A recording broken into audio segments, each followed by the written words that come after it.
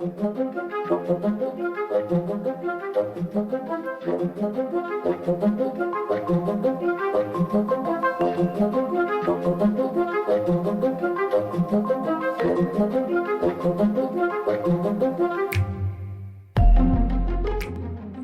just took all the fun out of it. Leave it to Kevin to make it depressing. Yeah. Again, that's the German in me. I gotta, yeah. And of course, we can't talk about rats without bringing up mafia hitman and serial killer, the Iceman, Robert Kuklinski, who between 1949, at the age of 13, and 1986, killed anywhere from 6 to 100 people. He claimed that on multiple occasions, he would kidnap his victims rather than conventionally murdering them. He'd bound their hands and feet with tape.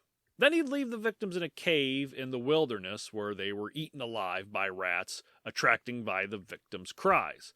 Now, Kuklinski claimed he filmed these deaths as proof to the buyer that the people suffered before the death. Now, it was never proven, these tapes nor the bodies were ever recovered, but the Iceman's reputation, anything is possible. I mean, this was a guy who he walked up to it happened a couple times. He'd walk up to somebody on the street corner and just put a bullet in the back of their head and walk off.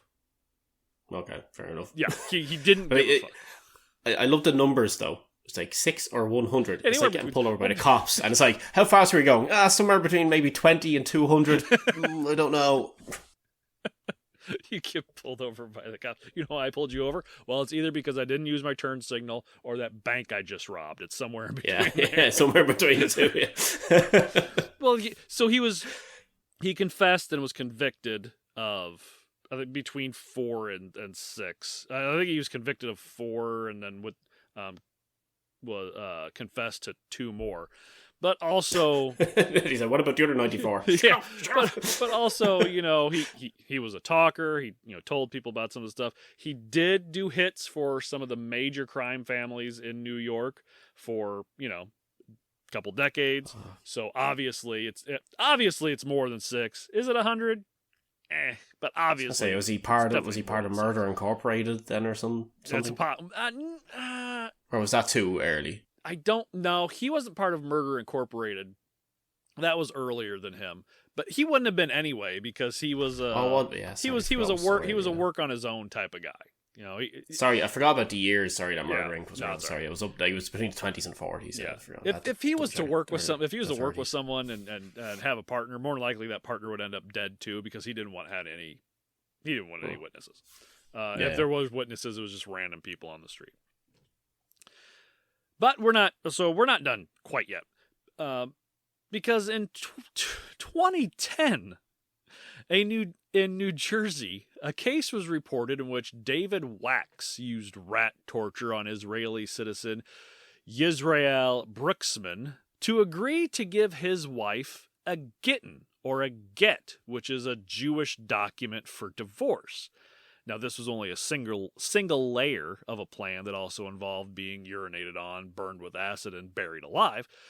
But this was part of a New York divorce coercion gang, which operated from the 1980s to 2013, viciously assaulting Jewish men to get a gittin. Women would contract these Jewish men to go out and torture their husbands until they decided to give them a divorce.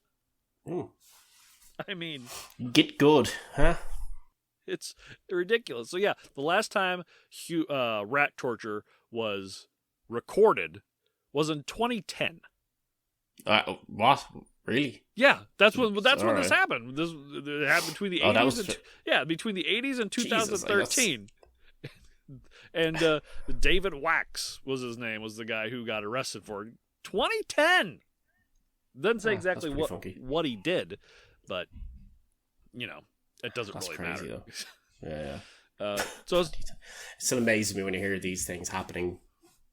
Yeah, the breast ripper happened just a few years ago. There was a few other ones that we had covered that happened just, Again, Nanking was not that long ago. Nanking wasn't that long ago. Ling Chi was still being used in the 20th century, the very early part of the 20th century.